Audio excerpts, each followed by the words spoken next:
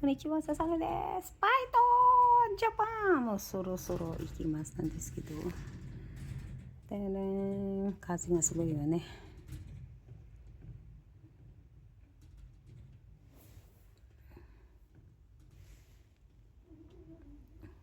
My room.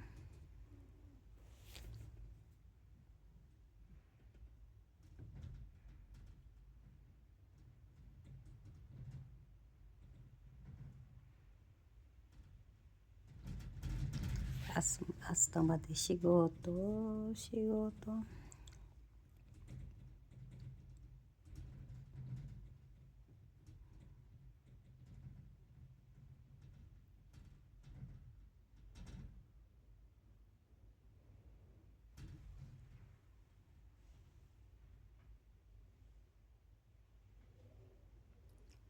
私はね、夜勤だからね、もう少し行きますなんですけど、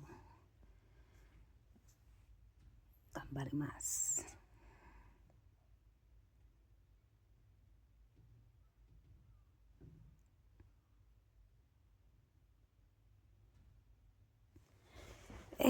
行きますか。もうちょっとだからね。OK。一人だからね。なんだよね。ご説明しますんですけど、hello po, magandang hapon na kasi dito. Magandang hapon po sa inyo. Ako po si Christina. Ngayon po, ito pong mga ano nito, ay kailangan ibukod-bukod. Yan po. Hindi ko po yan itatapon ng basta-basta. Dito po sa Japan, iba po yung lata, iba po yung mga ano po na yan. Bukod-bukod, tsaka may tamang pagtatapon po ng basura. Hindi basta-basta itatapon mo yan kahit sa madaling araw po. Hindi po yun tama. At may ano yan, may date po yan. At ito po, welcome to my house. Ito po, kumusta po kayo? Ito po.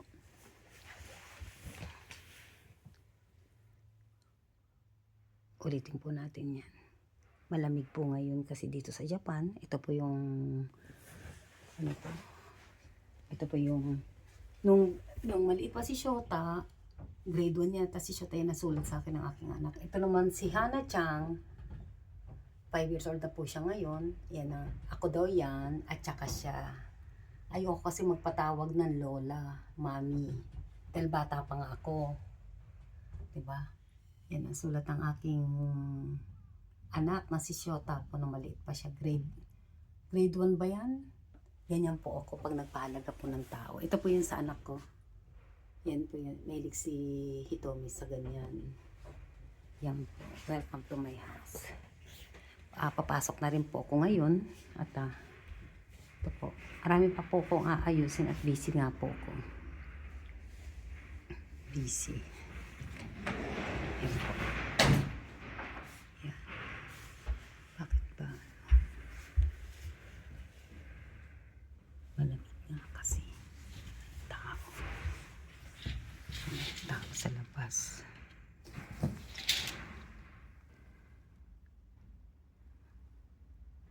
Tahimik po ang Japan. Kita naman po ninyo, tahimik po yan. Diba? Welcome to my house. At paalis na rin po ako. Nag-shoot lang po ako kasi ngayong ads nga po. Kailangan po. At bukas mayroon din po kaming trabaho.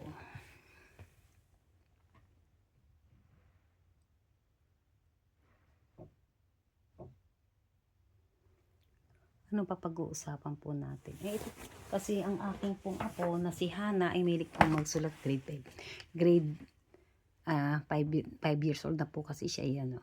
Susulat-sulat siya. Binilang ko siya. Hana-chan. Yan. Yung umako. Oh. Diba? Mahilig kasi siya magsulat-sulat. Mana siya sa kanyang mami. Diba? Kanyang mama. Yan po. Sulatin niya yan. Oh. Pagdating niya dito. Pare sila ng ganyan din si Hitomi nung ano siya. Nung maliit pa ho. Yan. Apple. Ringo. Diba? Pag ako nagsulat nito, ubos ito. Diba? Ganda, diba?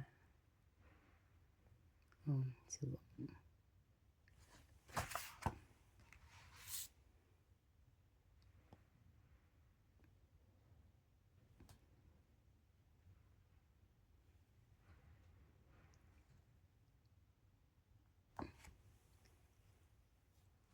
ano ikukwento ko sa inyo?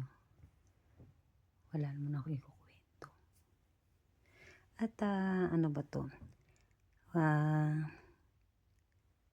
Pagigihan ko pa po ang aking YouTube. At maganda po ko. Hindi naman importante, napipaid po yan eh. Kahit ano pong gwapo mo, napipaid po yan. Ang importante, malinis ang iyong puso at wala kang nilolokong tao. At ano ba to? May tao kong minahal. Masigit pa sa buhay ko. Hindi na nga ako nag-asawa eh. Para lang sa iyo. Pero mali eh. Maling-mali. Kung ako hinahangaan ninyo, may hinahangaan din ako. May tao kasing mahal mo talaga. May mahal ka talagang tao. Kahit ano pang kulang. Maraming kulang. Marami. Wala kang katangian eh. Pero mahal mo. Ganon talaga pag mahal mo, pag puso na ang umano sa iyo. Madaling sabihin, mahirap gawin. Mahirap mag-move on ho. Pero kailangan tanggapin mo. Diba? Tapos nagmahal ka ng totoo. Alam niya yun. Alam mo naman na grabe. Kaya nga halos ano eh. Diba? Kaya nga pati mga picture nawala na, tinanggal ko na eh. Masakit talaga. Talagang kasi ang pagmamahal po, ipinaparamdam po yan. Ikaw, ramdam na ramdam mo. Ramdam na mahal kita. Ang tanong, question mark, ako kaya minahal mo ba? Hindi, di ba? Kasi may pakiramdam po tayo. Wala pong manhid na tao, wala po. Pero as long na talagang itodo mo na. Minsan ka lang magmahal ng totoo. At least habang nandito tayo sa mundo, ramdam mo, alam mo yun. Alam mo na mahal na mahal na mahal na mahal na mahal kita. Umikot ang mundo ko. Hindi na nga ako nag-asawa eh. Diba? At walang pumapasok na ibang tao sa puso ko kundi ikaw lang. Diba? Mahirap po talaga. At wala din po akong balak mag-asawa ng totaling asawa. Mahirap po sa umpisa, mahirap po makisama. Sa totoo lang, mahirap ang umpisa ka na naman. Ang hirap ng umpisa. Hindi katulad pag yung talagang kilala mo na yung tao. Alam mo na yung pagkatao niya. Alam mo na magalit, masaya, alam mo yung malayo pa lang. Tsaka ramdam mo, nararamdaman mo talaga. Nararamdaman mo yun. May instinct nga tayo, di ba? Kaya lang naman din ako nagkakaganito, nasasaktan talaga ako. Hindi naman kasi pwede akong umuwi basta-basta sa Pilipinas. Kasi nandito po yung pamilya ko. Nandito po. Sana mag-usap pa naman tayo eh. Ayoko pa ngayon. Meron lang ako gustong gawin sa sarili ko. Napatunayan sa sarili ko. Na kasi ang init ng ulo, ang galit ng tao, nawawala po yan. Panahon. Yung heal po. Tsaka mahirap mag-move on ha. Ramdam nyo kasi na minahal ko kayo, kaya bumabalik-balik ninyo nga. Bumabalik-balik nga kayo. Mahirap akong kalimutan. Alam ko sa sarili ko po yun. Alam ko po yun. Mahirap. Para din akong tinik sa puso mo, nalinta ako sa puso mo, na magmamarka talaga sa puso mo. Yun po ako, kahit sa mga kaibigan ko. Hindi naman pocket boyfriend eh, jugjugan blues. Hindi po yun. Yung kakampi mo, kasayahan mo, doon ka naging masaya, yun po ang tinatag na love.